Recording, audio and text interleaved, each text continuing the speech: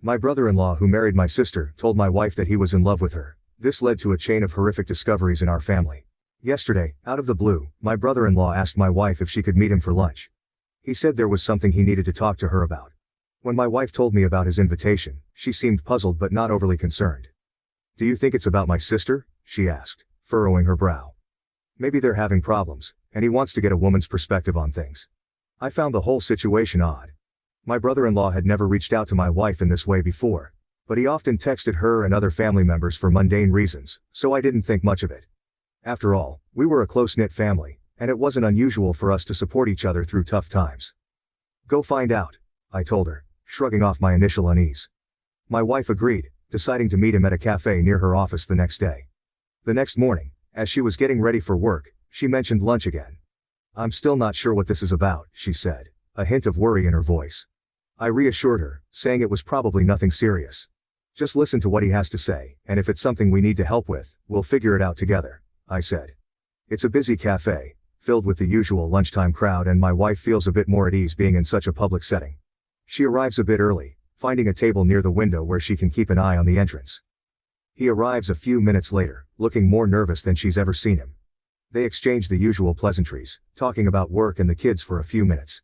But then, as soon as their food arrives, he takes a deep breath and dives into what he really came to say. He starts by complimenting her, telling her how beautiful she looks. At first, she thinks he's just being polite, but then he keeps going. He tells her how she's always been the light in his life, how she makes him feel things he's never felt before. "It was love at first sight," he says, his voice trembling slightly. "I've loved you since the moment I first laid eyes on you. If you were mine, I would treat you like the queen you are. I'd give you everything you deserve." My wife is stunned. She stares at him, unable to believe what she's hearing. This man, my brother-in-law, married to my sister and father of their 2 kids, is pouring his heart out to her. He lays it on thick, making grand promises about how different life would be if they were together. He goes on, saying how he's been holding these feelings in for years, how he's watched her and admired her from afar, feeling more and more that they're meant to be together. She tries to interrupt, to tell him he's making a huge mistake, but he keeps talking over her, almost as if he's rehearsed this speech 1,000 times in his head. Mind you, this man has always had a friendly relationship with my wife. Our families see each other often since we're a close-knit bunch. He's always been the fun uncle to our kids, the guy who's there at every family barbecue, every holiday dinner. He does text my wife frequently, but it's always been about mundane things, the kids' schedules, family events, things like that. Nothing overly sexual, nothing that would set off any alarms. In fact, he texts and calls my mom too. They have a friendly rapport, and none of us ever thought anything of it. To us, he's always been just a good guy, someone we trust implicitly. So to hear my wife recount this to me is like a punch to the gut. My wife doesn't let him finish. She stands up, her chair scraping loudly against the floor, and walks out. She's shaking as she calls me, telling me everything that just happened. While she's on the phone with me, the texts from him start. First it's apologies. He didn't mean it, he thinks it's only infatuation. He's sorry for making her uncomfortable. But the damage is done. She leaves work early to come home and talk to me about this, her phone buzzing incessantly with his calls and messages. I tell her to answer one of his calls, to put him on speaker so I can hear. He's crying, begging her not to tell my sister. He keeps saying it was a mistake, that he misread signals, that he thought she felt the same way. Apparently, when we were together this past weekend, he thought my wife was flirting with him, that they had a moment alone in our kitchen where he felt a connection. My wife is a major ballbuster, and I suppose I can see how that can be taken as flirting, but this? This is beyond anything we could have imagined. He asks if she told me, and I answer yes, as I'm on speaker. Then he starts begging me too, pleading for us to keep this a secret. This went on for a while, him begging and us listening. My main question was whether he had cheated on my sister before. He swore he hadn't, swearing on his kids' lives that it was just my wife. He said I should understand that it was her, only her. At that point, I was done listening. I told him I wasn't going to do anything tonight and that I'd call him tomorrow. Now we're left with this mess, not knowing what to do next. My wife says we should drive over there right now and tell my sister, but the idea of wrecking my sister's family is killing me. Thinking about what this will do to my nieces makes me want to vomit. I know the right thing to do is to tell my sister, but I'm also thinking about my wife. It's not her fault, but there's sure to be resentment from my family. Even if my sister doesn't divorce him and they reconcile, I can't see how we'll ever be together again like we were before, if at all. This whole episode can tear my family apart. I don't give a shit about him. He tried to destroy my family, but I do care about everyone else. Update. So everyone that told me last night that I couldn't wait to tell my sister was right. A little after 12, I got a call from my sister. She sounded upset and said she had to tell me something. My heart sank as she explained that her husband, my brother-in-law, had come to her in tears, claiming my wife had tried to begin an affair with him. He spun a tale where my wife was the instigator, trying to shift the blame entirely onto her. I could hardly believe what I was hearing. I immediately told my sister that wasn't the case and assured her I would be right over. This situation needed to be addressed face to face, not over the phone. I hung up and, with a sense of urgency, called my parents. I woke my mother and father, explaining what was happening in quick clipped sentences. My father was furious. My mother sounded shocked, but resolute. They agreed to head over to my sister's house to sit with her kids, offering the support she would desperately need right now. Next, I called my younger brother. He groggily answered, confusion turning to alarm as I filled him in. He promised to come over to our place and stay with our kids, ensuring they wouldn't be left alone during this turmoil. His calm, steady presence would be a comfort to them. Meanwhile, my wife was already gathering her things, her face pale and drawn. She was dreading the confrontation, but knew it was necessary. We left the house in a hurry, the drive to my sister's place feeling longer than it actually was. The silence in the car was heavy, both of us lost in our thoughts. When we arrived, the scene was even more tense than I had imagined. My sister is out on the front porch with my brother-in-law when we get there. He looks beaten, eyes downcast, his posture slumped in defeat. He knows we have the texts and voicemails, the undeniable proof of his betrayal. I really don't know what he was hoping to accomplish by calling my sister in the middle of the night with his lies. Maybe he thought he could get ahead of the story, twist the narrative to save himself, but it was a futile effort. As we walk up to them, the tension in the air is palpable. My wife is trembling, her face a mask of controlled anger and hurt. She hands my sister her phone without a word. My sister takes it, her hand steady but her eyes burning with a mix of fury and pain. She scrolls through the texts, her expression hardening, with each one she reads. Then she listens to the voicemails, the damning evidence of his declarations, and her refusals. Before she can say anything, my brother-in-law starts sobbing. This is a man who runs into burning buildings, who faces danger daily without flinching. Seeing him like this, broken and vulnerable, is jarring. His cries are deep and guttural, raw with regret and fear. It's a scene that's almost surreal. A big tough firefighter brought to his knees by his own actions. My sister's face remains impassive, a mask of stern resolve. She's always been tough, but right now, she's unyielding. She waits for him to finish, her silence more powerful than any words. When he finally quiets down, still hiccuping with the remnants of his sobs, she speaks. Pack a bag and go, she says, her voice cold and clear. I can't stand to look at you. He tries to argue, to plead his case, but she's having none of it. Stop it, she snaps, cutting through his words. There's nothing you can say that will make this better. She turns away from him, walks over to my wife, and pulls her into a hug. It's a moment of solidarity between them, a small comfort in the middle of this nightmare.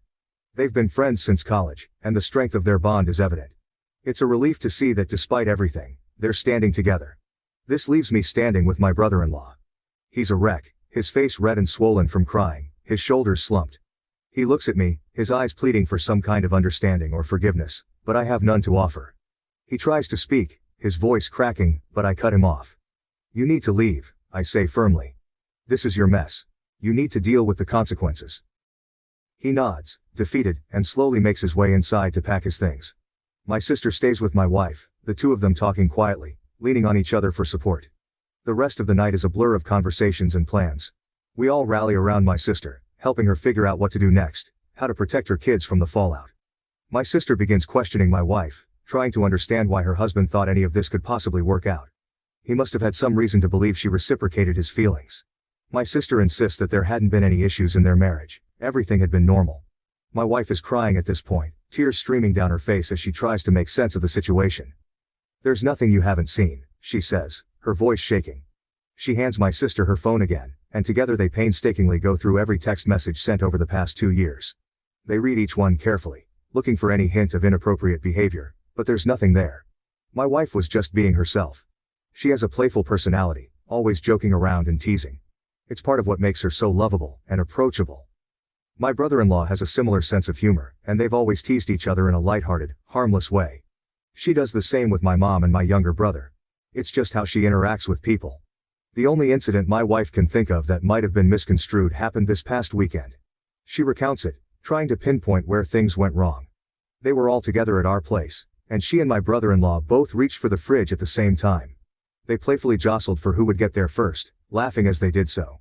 He let her win, but then he reached around her waist to grab a beer, moving his hand slowly. She admits that in that moment, the way he did it felt a little inappropriate. It was a fleeting feeling, and she brushed it off, not wanting to make a big deal out of it. She wonders now if her silence gave him some misguided hope. My sister listens, her expression softening. She doesn't blame my wife for any of this. She knows her well enough to understand that her playful nature isn't an invitation for anything more. It's not your fault, she reassures her, and my wife nods, though the guilt still lingers. As they finish reading through the messages, it's clear there was never any mutual attraction, no hidden signals or secret flirtations. My wife was just being herself, and my brother-in-law took that, and twisted it into something it wasn't. The realization that this misunderstanding has caused so much pain is almost too much to bear, but at least, for now, my sister's belief in my wife remains intact. So then, my sister starts going through his MacBook to see what else she doesn't know about. She's angry and frantic at this point, her hands shaking as she types. She guesses the password, and on the third try, she's in. With a deep breath, she starts searching through his files, looking for anything that might shed more light on this nightmare. It doesn't take long before she finds something disturbing. There, buried in a folder labeled innocuously, are a lot of pictures of my wife. They date back years, and what's more unsettling is that they're always isolated shots, just her, never in group settings or candid family moments. My sister clicks through them, her anger turning into a cold, creeping horror. One set of photos stands out. A few years ago, we went on a couple's trip to the Caribbean.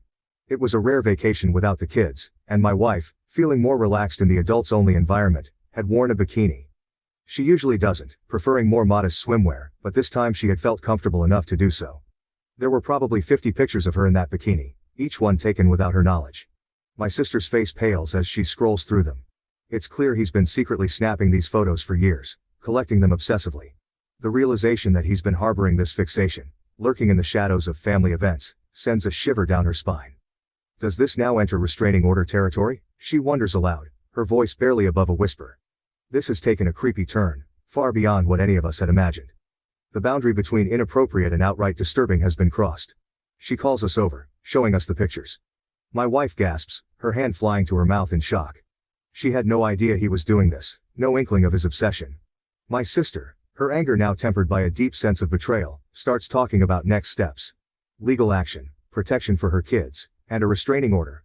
All possibilities that need to be considered now. We're all reeling from this new discovery. The man we thought we knew, who we trusted as a husband, a father, and a brother-in-law, has shown a side of himself that's dark and disturbing. It's not just a matter of infatuation anymore, it's something far more insidious. Unfortunately, the mess continues. My sister agreed to talk to her husband last night and let him explain himself. She was determined to get the full story and decided to involve my wife directly to ensure there would be no lying or half-truths. They set up a FaceTime call with my wife, and I listened in off camera, my heart pounding with a mix of anger and dread. My sister, ever thorough, recorded the entire conversation for good measure. As soon as the call began, the tension was palpable. My brother-in-law looked exhausted, his eyes red-rimmed and swollen from crying. He started hesitantly, his voice shaky, but as he spoke, the truth began to pour out, and the story unfolded in a way none of us had fully anticipated. He admitted he's been obsessed with my wife for years. It started the day I met her, he confessed, his voice barely above a whisper. He went on to explain that it was during one of those early gatherings where my sister, eager to introduce her new boyfriend to her friends, had brought him along. My wife and I were dating at the time, but he had met her before he met me. At first, he thought his feelings were purely physical, an innocent crush that he could brush aside. But as time went on and he spent more time around her, he realized it was more than that. He became fixated on her personality, her laughter, the way she interacted with everyone around her. He described moments where he found himself watching her, captivated by her presence, even as she was just being herself, playful and kind. He detailed how he had tried to suppress these feelings, convincing himself that they were harmless. But over time, his obsession grew. He started finding ways to be near her more often, volunteering to help with family events, making excuses to text her about trivial things. It was a slow, insidious process that eventually led to the point where he felt compelled to confess his feelings, deluding himself into believing she might feel the same way. My sister listened, her face a mask of controlled rage and heartbreak. She didn't interrupt him, letting him dig his own grave with each word. My wife, on the other hand, was visibly shaken. Hearing how long this had been going on, how deeply his obsession ran, was almost too much for her to bear. When he finished, there was a heavy silence. My sister finally spoke, her voice icy and measured. "What made you think that my wife would leave me for you?" she asked, her eyes boring into his. He stammered, struggling to find the right words. He mentioned the supposed mutual attraction, the moments he had misinterpreted as signs of her reciprocation. My wife and sister exploded at that point, their pent-up anger and frustration spilling over. There was a lot of cussing, a lot of screaming, the raw emotion of betrayal and hurt coming to the forefront. My wife hung up the call, her hands trembling, her face pale. She was concerned for me, for us, assuring me repeatedly that the attraction was one-sided. I believed her. I always had. Even if she did find him physically attractive at some point, I knew she would never act on it. She's serious about trust and fidelity. Something she made clear early on in our relationship. This whole ordeal was a twisted fantasy of my brother-in-law's, a dangerous delusion that had nearly torn our family apart. The tension that had been building up during the call finally erupted into a storm of cussing and screaming. My wife's voice was a mix of fury and hurt, while my sister's was steely and unforgiving.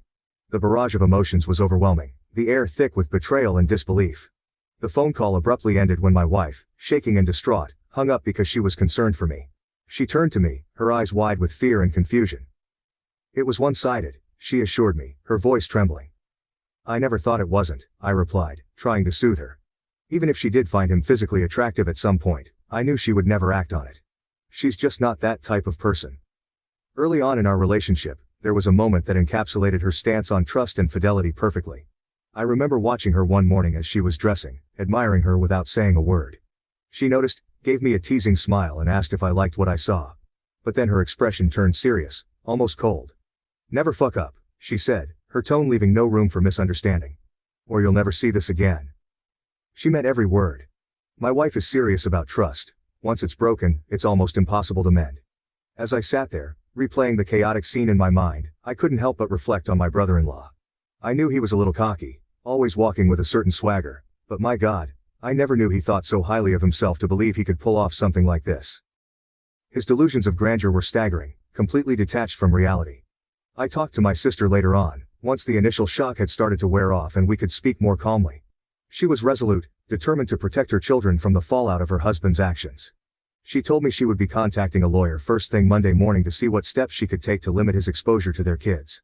She wanted to ensure that they were shielded from as much of this mess as possible. As far as I'm concerned, he's detached from reality, she said, her voice steely with resolve. Her concern was no longer about saving her marriage but about safeguarding her children and maintaining a semblance of stability for them. Anyway, my brother-in-law returned home yesterday, not because my sister wants him back but because she can't legally stop him. Despite the turmoil and the clear betrayal, he has the right to be in the house until the legal proceedings move forward. The atmosphere is tense and uncomfortable, filled with unspoken words and palpable resentment. They are done, and I think he realizes that now. There's a hollow look in his eyes, as if he understands that any hope he had of salvaging their marriage is gone. The lawyer tells my sister that since my brother-in-law's behavior over the past few days has been documented, there is a good chance she will be granted full custody of the kids. The texts, voicemails, and the disturbing cache of photos all paint a clear picture of his obsession and instability. He doesn't seem to even want to fight her on that. It's as if he knows he's lost everything and is too weary to put up a battle. My sister will be fine. She's stronger than she looks, and any love she had for him is gone. She moves through the house with a determined air, her focus now entirely on her children and their future. She doesn't seem to be broken up about it. Rather, she looks like someone who's finally seen the truth and is ready to move forward. The kids don't know what happened yet. They sense something is wrong. Kids always do. But they don't know the details. My brother-in-law was never around much anyway when the kids were home. He often slept at the fire station, pulling double shifts and overtime. His absence was a constant in their lives, a silent but ever-present gap that they had grown used to. But it is certain to be hard on them once they know what's going to happen. The stability of their home, the presence of both parents, even if it was fractured, will change. My sister is prepared for this. She's already spoken to a child psychologist to help them navigate the inevitable questions and emotions that will arise. She's ready to be both mother and father, to provide them with the love and support they'll need. As for my brother-in-law, he stays in the guest room, a silent figure in a house that no longer feels like his home. He seems resigned to his fate, going through the motions but devoid of any real fight. It's a sad, pitiful sight, but my sympathy is limited. Some of my friends have said that there must be more women, that someone as obsessive as my brother-in-law couldn't have fixated on just one person. But as far as we can tell, there hasn't been anyone else. It's really just the obsession with my wife. His fixation on her has been singular and intense, leaving no room for anyone else. After everything came to light, My wife blocked his phone number, trying to create some distance and protect herself from his unwanted advances. But on the same night he returned home, he sent my wife an email from an account he had just made. It started with a seemingly sincere apology, but it quickly took a turn into something much darker. He began by saying he never got to finish at the restaurant that day, implying there was more he needed to confess. Then he launched into paragraphs and paragraphs about all the things he loves about my wife. He detailed the desperation he felt, the overwhelming emotions that had driven him to act so irrationally. He recounted every little detail he admired about her, her smile, her laugh, the way she interacted with others. It was unsettling, to say the least, to see his obsession laid out so starkly. He mentioned their supposed mutual attraction again, insisting that there was a palpable sexual tension between them that he had always felt. He was delusional, mistaking her friendly, playful nature for something more. He painted a picture of a connection that existed only in his mind, a fantasy that he had convinced himself was real. The email ended with a rather large section about me. Let's just say I didn't know he had such a low opinion of me. He was quite certain that I was not satisfying my wife properly. He criticized everything from my appearance to my demeanor, implying that I was somehow unworthy of her. His words were meant to undermine me, to sow seeds of doubt and insecurity. Reading the email was a gut punch. It was clear that his obsession with my wife had twisted his perceptions and fueled his disdain for me. He saw me as an obstacle, someone unworthy of the woman he had placed on a pedestal. But instead of feeling threatened, it only solidified my resolve to protect my wife, and my family, from his delusions. We forwarded the email to my sister and her lawyer. It was more evidence of his unstable state of mind, another piece of the puzzle that showed just how far gone he was. This email, with its mix of apology, obsession and vitriol, might be enough to get him removed from the house permanently. For now, my wife and I are taking it one day at a time. The support from our friends and family has been invaluable, helping us navigate this surreal and painful situation. Finally, my wife isn't doing great, but she is improving each day. She does feel guilty for being too comfortable around my brother-in-law. Normally, she is very careful about setting boundaries with other men. In case it wasn't clear, my wife is quite stunning and receives a lot of male attention.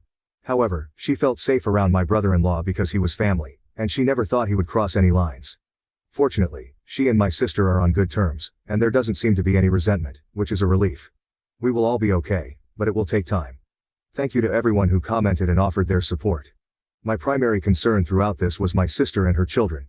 The impact of my brother-in-law's actions on their lives is immense. Ensuring their protection and emotional well-being became our priority. Children, especially, need shielding from such toxic situations to maintain their sense of security and normalcy. When faced with such a situation, it's essential to act quickly and decisively. We didn't hesitate to gather evidence, confront the issue, and involve legal help to ensure the safety and well-being of everyone involved. Procrastination or denial could have led to further harm. What do you think about this story? Please share your comments down below. Thank you for listening to Vibe Tales.